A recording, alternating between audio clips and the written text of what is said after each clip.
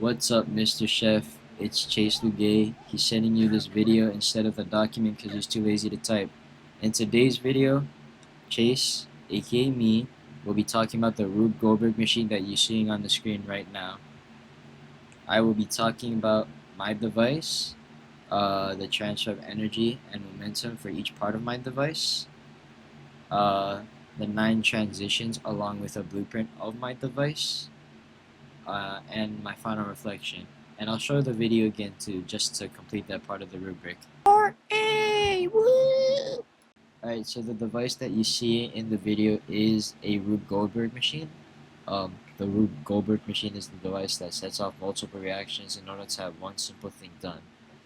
This Rube Goldberg machine specifically is one that consists of multiple objects such as books that act as dominoes and levels, bridges to help guide the objects throughout the machine, and a rampant tape to help push and release a ball to end up inside a tunnel/cup. The end goal of the machine is to transport a ball into the aforementioned area, which is the tunnel/cup.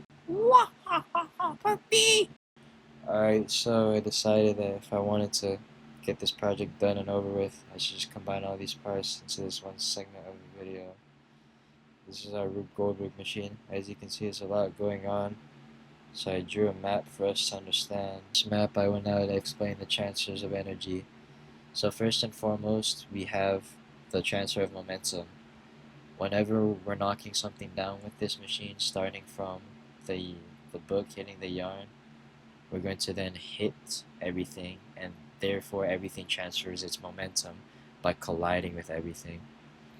Through this collision, we also generate the transfer of energy, which is whenever anything with momentum collides with anything, it then transfers its energy to continue colliding with everything with that same momentum and with that same energy.